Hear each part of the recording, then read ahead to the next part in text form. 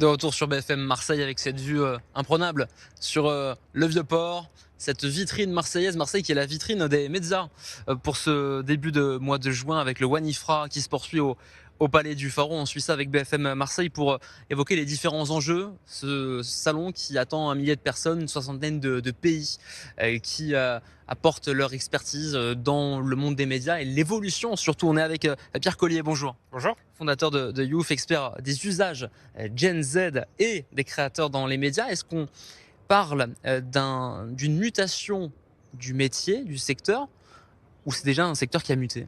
Je pense que ça a déjà muté, ça continue de muter. Il y a de plus en plus de journalistes qui deviennent indépendants, qui créent leur propre page sur les réseaux sociaux. On va en parler d'ailleurs pendant le congrès. Ces journalistes qui deviennent indépendants, qui deviennent des créateurs de contenu. Je pense que pour répondre à votre question, il y a de plus en plus de digitalisation des médias, avec des audiences plus jeunes qui attendent des contenus plus vidéo, plus personnels, avec une authenticité du journaliste qui parle, qui fait des rapprochements avec sa vie personnelle, ou avoir un petit peu plus de personnalité. Et je pense que ça, c'est dû à l'augmentation du nombre de contenus et la facilitation pour tout le monde de devenir créateur de contenu. On va évoluer pour voir un petit peu ce qui se passe. Alors, j'ai triché, hein, je fais pas votre taille, il est beaucoup plus grand que moi, notre ami, mais voilà, j'ai un petit peu triché quelques instants. Effectivement, on parlait des créateurs de contenu et souvent, la frontière est fine entre le journaliste et ce qu'on appelle l'influenceur. Tous les deux créent des contenus. On voit aujourd'hui des médias traditionnels qui font ce que faisaient des adolescents dans leur chambre il y a encore quelques années. Oui, tout à fait. Et je pense que d'ailleurs le terme influenceur, moi je pense que je dis plus créateur de contenu. Et c'est vrai que ça a beaucoup évolué. Et les barrières à l'entrée pour être créateur de contenu sont beaucoup plus faibles que ça l'était à l'époque d'être journaliste. Ça nécessitait des études de journalisme, etc. Et on voit maintenant des créateurs de contenu qui se sont lancés, comme vous l'avez dit, dans leur chambre. Ils ont commencé à créer du contenu, à informer sur TikTok, sur Instagram, etc. Et je pense que les médias ont une envie de répliquer ça et d'avoir leurs journalistes essayer de répliquer ces codes et d'avoir une présence sur les réseaux sociaux. La particularité, c'est que les médias traditionnels, ils doivent essayer de garder un public vieillissant, mais qui lui aussi a de nouveaux usages de réseaux sociaux. On peut penser à Facebook notamment, et à Instagram, etc. Et puis en même temps de capter une jeunesse qui semble en rupture avec la façon de consommer traditionnelle des médias, avec la chaîne de télé, avec la station de radio, et qui mise... D'où le fait qu'il faut aujourd'hui miser sur les nouvelles plateformes qui sont plus si nouvelles que ça. Ouais. Les deux types de publics sont importants pour les médias. Comment concilier, comment plaire à tout le monde? Je pense que c'est pas incompatible. Un média peut très bien continuer à faire ce qu'il fait sur le site internet, avoir du papier, etc. et avoir une présence digitale. On avait ce matin une session avec justement le responsable vidéo des Échos qui nous parlait de la chaîne YouTube qu'ils ont créée, des journalistes qui incarnent leur sujet, qui parlent de ça avec vraiment un storytelling assez naturel.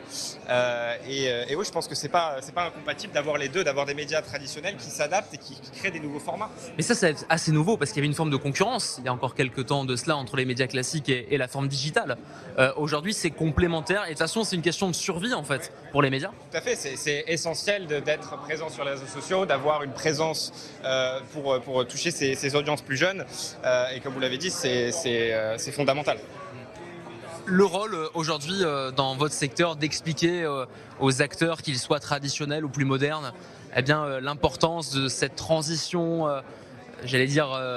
digitale des médias traditionnels, de cette notion de génération Z, de Gen Z. Comment vous l'invitez ici dans ce salon à Marseille? Je pense que c'est aussi essayer de comprendre un petit peu et s'ouvrir aux nouvelles formes d'informer. C'est inviter des créateurs de contenu, écouter comment eux voient les choses. C'est hyper important de s'ouvrir et de voir d'autres manières de faire du journalisme. Et je pense que justement avec le programme qu'on a avec Wanifra, le News Creator Exchange, c'est vraiment au cœur de notre travail de rapprocher les journalistes des créateurs de contenu et de comprendre comment ils travaillent, quelles sont leurs visions du storytelling, qu'est-ce que c'est le journalisme aujourd'hui. Et on l'a dit, ça change. Et c'est super important d'avoir ces échanges-là et de comprendre comment les créateurs de contenu, eux, informent. Vous dites quoi aux personnes qui pourraient penser encore que justement quand créateur de contenu c'est pas du journalisme, c'est pas c'est pas ce qu'on a pu connaître de façon traditionnelle. Moi, je dis on, mais je suis relativement jeune. Vous dites quoi aux personnes qui ont qui a encore une réticence, y compris au cœur des rédactions, qui ont encore cette réticence à jouer un peu sur les deux tableaux, à la fois de l'influence, de la création de contenu et puis du journalisme traditionnel, d'investigation, le long format, etc. Ouais. Je pense qu'il y a fond et forme déjà. Les créateurs de contenu qui se font uniquement de la réaction et non pas ce processus de vérification comme le feraient des journalistes ou des créateurs de contenu qui ont ces processus de vérification. Et il y a la forme, la manière d'informer, et ça, on n'a pas besoin d'être un créateur de contenu pour avoir des usages et des manières de présenter l'information différentes. Et pour répondre à votre question sur les rédactions qui sont un petit peu réticentes à ça, moi, je pense que c'est essentiel non seulement d'apprendre de ces nouveaux usages, mais aussi de laisser la nouvelle génération proposer des choses dans les rédactions. Ça, c'est encore un peu un tabou, non ? C'est un peu un tabou, mais c'est, je pense, fondamental parce que ce sont les jeunes audiences qui ont la meilleure compréhension des nouveaux usages et de comment leur génération consomme l'information. Les rédactions qui, s'adaptent à ça et qui arrivent à donner une certaine créativité, une liberté de créer à leurs journalistes sont celles qui ont le plus de succès à s'adapter au jeune public. Est-ce qu'on peut expliquer que le fait que des nouveaux médias aient émergé ces dernières années de façon à la base solitaire, je pense par exemple à Hugo Décrypte qui maintenant il a sa boîte, oui. Clairement. Il a des antennes, notamment une ici à Marseille depuis quelques mois. C'est quoi ? C'est parce que cette jeunesse-là, elle se sentait pas représentée dans les médias traditionnels, c'est-à-dire qu'avant d'avoir un certain âge, ta voix elle compte pas ou peu. En tout cas, une histoire de crédibilité là-dedans aussi. Je pense qu'il y a aussi une question de ton. Les médias traditionnels sont souvent perçus comme distants, pas forcément représentatifs. Et dans une génération et dans un monde où le contenu est infini, où il y a des milliards de contenus qui sont publiés tout le temps sur les réseaux sociaux, la personnification et les relations parasociales, on les appelle l'association à une personnalité, créer des familiarités avec une personne qu'on ne connaît pas, ça s'est amplifié. Et de plus en plus de créateurs de contenu et de médias prennent ces codes de personnification et de ramener de la personnalité dans leur contenu. Donc pour répondre à votre question, je pense que les médias traditionnels qui ne s'adaptent pas à ces nouveaux codes paraissent toujours distants. Et c'est pour ça que le ton, la manière dont ils sont ne correspond pas totalement aux usages. Et il y a aussi la question des formats. C'est vrai que les formats plus longs, écrits, etc. ne correspondent pas forcément aux usages et aux habitudes des jeunes publics. Une dernière question peut-être sur l'enjeu économique que représente aujourd'hui un média. En tout cas, les enjeux économiques, on sait qu'il y a une crise de la publicité, aujourd'hui vous avez des chaînes de télévision qui ont du mal à faire entrer de l'argent, alors que vous avez des créateurs de contenu qui n'ont aucun mal parce que une force de frappe plus importante, plus percutante. Aujourd'hui, ces médias, on parlait tout à l'heure de survie s'ils ne rentraient pas dans cette règle-là. Est-ce que vous avez le sentiment qu'en France, on a un peu pris le train en retard dans la transition, avec notamment des sujets comme l'intelligence artificielle, avec en tout cas la parole laissée aux jeunes médias? Ou est-ce qu'au contraire, vous dites plutôt qu'en France, on est des bons élèves et un peu avant-curseurs, au moins en Europe, si ce n'est au-delà?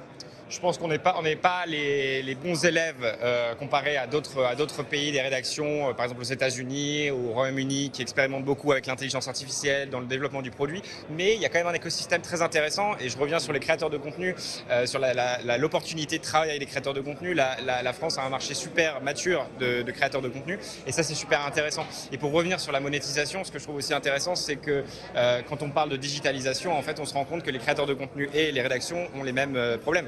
La publicité, comment trouver des annonceurs, parce que les jeunes audiences ont de plus en plus n'ont pas cette habitude de payer pour de l'information et c'est pas prêt de s'arranger quand on regarde les chiffres. Donc il faut trouver d'autres manières de monétiser et je pense qu'il y a des manières d'explorer ça par l'événementiel par exemple. C'est un des endroits, je pense, qui est intéressant à explorer pour les médias. Un mot, parce qu'on en parlait avec le précédent intervenant, le fait que l'Union européenne soit vachement en contrôle, peut-être contrairement à ce qui se passe aux États-Unis, est-ce que ça freine pas le développement de ces nouveaux secteurs, de ces nouveaux médias, ou ne serait-ce que dans l'imaginaire collectif du consommateur? Telle régulation, tel contrôle, ça veut dire que quelque part, on n'a pas trop confiance en ce qui est en train de se passer et on ne donne pas la chance au produit. Sûrement, ouais. Je n'ai pas d'autres commentaires sur ça.